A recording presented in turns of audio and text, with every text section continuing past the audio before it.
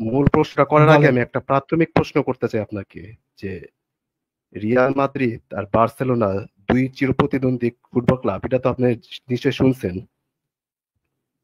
মনে হয় এদের নাম শুনছিলাম, হ্যাঁ বলেন তারপরে।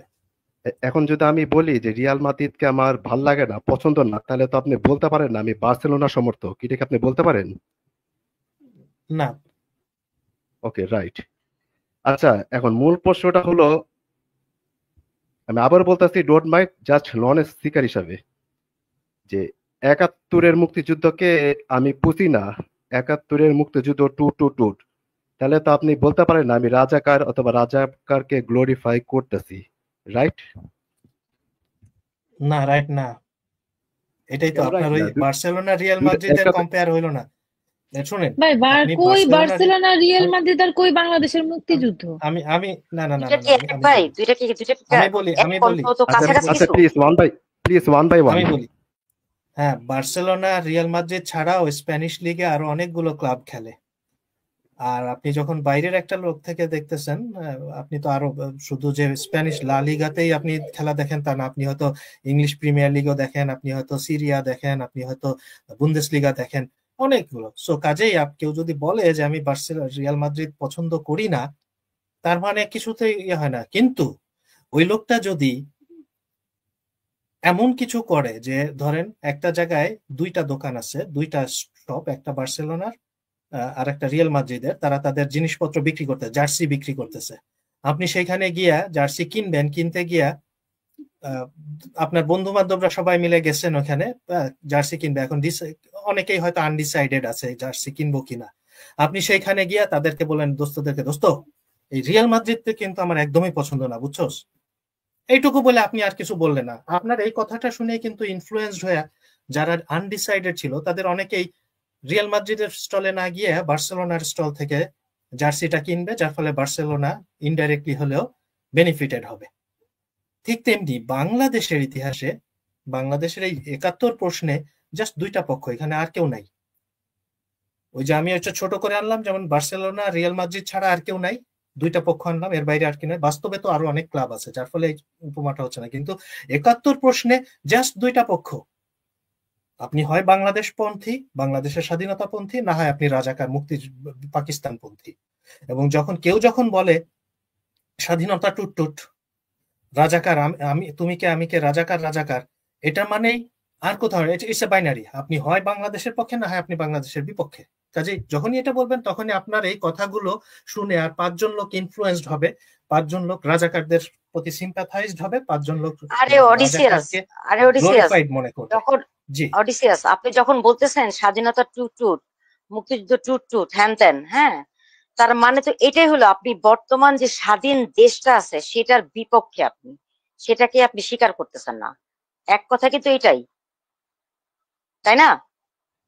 হ্যাঁ, কিন্তু উনি যেটা যে যে যে আঙ্গিকে করতেছে যে এখানে অনেকগুলো অপশন আছে, তার ভিতরে একটা অপশনকে আমি গালি দিলাম, তাতে কি হলো? তাতে তো আর অন্য কোনো অপশনকে সাপোর্ট করা হচ্ছে না। কিন্তু তা না, এখানে মাত্র দুইটাই অপশন।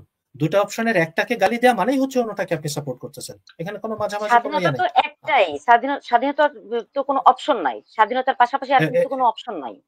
এবং এটা নিয়ে অনেক বিস্তৃত আলাপ আমার আছে, কিন্তু আমি অনেকবার এই জিনিসটা নিয়ে কথা বলছি। কারণ যে বলছে ওই ওই লাইভ শোতে আমার সাথে মূল কনফ্লিক্টটা হয়েছিল, সেখানে কথাগুলো হচ্ছিল। এবং সবচেয়ে বড় কথা হলো, আচ্ছা রাজাকারকে ধরলাম, ফর আর্গুমেন্টস সেক আমি ধরে নিলাম যে এটা বলাতে আপনি রাজাকারকে সাপোর্ট করতেছেন কিনা আমি নিশ্চিত হতে পারছি না। কিন্তু এই পয়েন্টটা তো ঠিক যে আমাদের স্বাধীনতা একটা জেনোসাইডাল প্রসেসের মধ্যে দিয়ে আসছে ভাই। এটা এমনি আকাশ থেকে আসে নাই, আল্লাহর ওয়াস্তে আসে নাই, মেটিকুলাস ডিজাইন করে আসে নাই, আমেরিকার পয়সায় আসে নাই। একটা জেনোসাইডাল প্রসেসের মধ্যে দিয়ে আসছে, যেখানে ৩০ লক্ষেরও বেশি মানুষ মারা গেছে। ৩০ লক্ষ তো খালি শরণার্থী শিবিরেই দেখা যাবে, ৩০ লক্ষের উপরে শিশু মারা গেছে। ১ কোটি মানুষের মধ্যে প্রত্যেকটা ফ্যামিলিতে কেউ না কেউ বাচ্চা কাচ্চা মারা গেছে, শিশু মারা গেছে, জন্মের সময় মারা গেছে। শুধু এই যে পালায় ইন্ডিয়ায় গেছিল যে শরণার্থী যারা ১ কোটি, তাদের মধ্যেই ৩০ লক্ষের উপরে বেশি মানুষ মারা গেছে।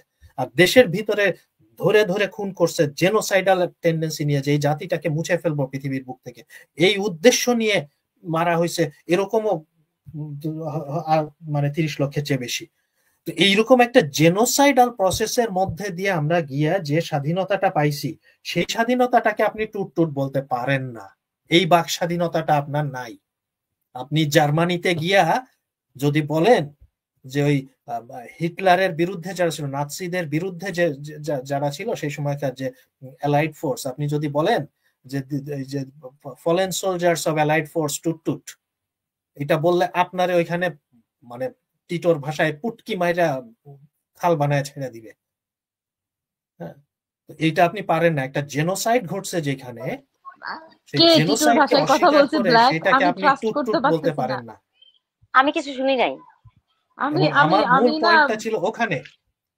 আমি বলছি না যে তারা রাজাকারকে গ্লোরিফাই করছে। রাজাকার গ্লোরিফিকেশনের প্রশ্ন আলাদা। যখন বলবো তুমি কে আমি কে রাজাকার রাজাকার, তখন তো স্ট্রেট ডিরেক্টলি রাজাকারকে গ্লোরিফাই করা হচ্ছে। আমি নিজেকে রাজাকার হিসেবে পরিচয় দিচ্ছি, নিশ্চয়ই আমি খুব লজ্জা নিয়ে পরিচয় দিচ্ছি না। তারা ওইখানে খুব লজ্জিত মুখে পরিচয় দেয় না, তারা গর্বিত মুখে বলছে তুমি কে আমি কে রাজাকার রাজাকার। কাজে এটা রাজাকারকে গ্লোরিফাই করা হয়েছে, সেটা ডিফারেন্ট ইস্যু ছিল। কিন্তু কেউ যখন বলে স্বাধীনতা টুটটুট, বঙ্গবন্ধু টুটটুট, ৭১ সাল টুটটুট, তার মানেই হচ্ছে সে আমাদের পুরো জেনোসাইডের মধ্যে দিয়ে যে আমরা আসি সেই জেনোসাইডটাকে সে অস্বীকার করতেছে, একটা জেনোসাইড ডিনায়াল। এই রাইটটা কারণ নাই, কোনো বাক স্বাধীনতার মধ্যে এই রাইটটা নাই যে আপনি জেনোসাইড ডিনাই করবেন বা জেনোসাইডকে আপনি ডিফেম করবেন, একটা জেনোসাইডের শিকার হওয়া একটা জাতিগোষ্ঠীকে।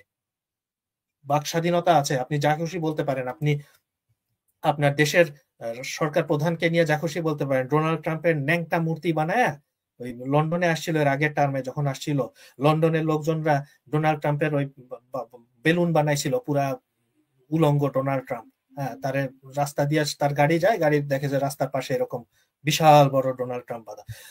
ইট ইজ ইয়োর বাক স্বাধীনতা, কেউ আপনাকে আটকাবে না। কিন্তু বাক স্বাধীনতারও লিমিট আছে। লিমিটটা হলো দায়িত্ববোধ। আপনি ৩০ লাখ মানুষ, ৩০ লাখ কথা আমি তো বলবো ৬০ লাখের উপরে মানুষ মারা গেছে ওই ৭১ সালে, প্রত্যক্ষ এবং পরোক্ষভাবে। সেই মানুষগুলোর মৃত্যুটাকে আপনি হেলায় হাসায় টুট করে দিতেছেন। তারপরে প্রায় ৪ লাখের মতো, ২ থেকে ৪ লাখ মতো আমাদের মায়েরা নির্যাতিত হয়েছে, সেক্সুয়ালি নির্যাতিত হয়েছে।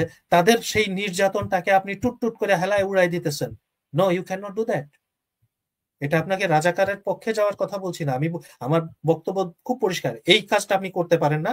আর যখন আপনি তুমি কে আমি কে রাজাকার বলছেন, তখন আপনি পরিষ্কারভাবে নিজেকে রাজাকারদের একজন গর্বিত রাজাকার হিসেবে নিজেকে প্রতিষ্ঠিত করলেন এবং রাজাকারকে গ্লোরিফাই করলেন। আপনার দেখা দেখি আরো ৫ জন গ্লোরিফাইড হবে। ঠিক যেটা আমি বললাম যে ওই বার্সেলোনার আর ইয়াতে একটা স্টলে, একটা মিনা বাজারে গেলেন, ২টা স্টল আছে মাত্র বার্সেলোনার আর রিয়াল মাদ্রিদের। আপনারা ৫ জন ফ্রেন্ড, কোন জায়গা থেকে শার্ট কিনবো জার্সি কিনবো এখনো কেউ অনেকে ডিসাইড করে নাই, সেখানে আপনি বলে দিলেন আমি বার্সেলোনারে কিন্তু দেখতেই পারি না, তখন অটোমেটিক্যালি তাদের মধ্যে একটা বায়াসনেস আসবে, কেউ না কেউ হয়তো বার্সেলোনা বাদ দিয়ে রিয়াল মাদ্রিদের পক্ষে যাবে। এই আমাদের লাইভ গুলো শত শত মানুষ শোনে, এখন লাইভে শোনে, পরবর্তীতে ইয়া থেকেও শোনে, আরো অনেক মানুষ শোনে। সেখানে আপনি যখন বলবেন তুমি কি আমি কে রাজাকার, এতে কি হয়? না হয় ৫ জন লোক হইলেও সে তখন ওই রাজাকার, নিজেকে রাজাকার মনে করে গর্ববোধ করবে। ১০ জন লোক আছে যারা রাজাকার মনে করে একটু অপরাধ বোধে ভুগতো, গোপনে থাকতো, একটু মুখ লুকায় থাকতো, তারা তখন আর ওই অপরাধ বোধটা থেকে বের হয়ে আসবে। আরে তাই তো, দুর্বল কিসের কি অপরাধ বোধ ভুগতেছি, আমি গর্বিত রাজাকার, এই জিনিসটা হবে। আমি এখানে মনে হয় অ্যাড করতে চাই বোঝাতে পারলাম।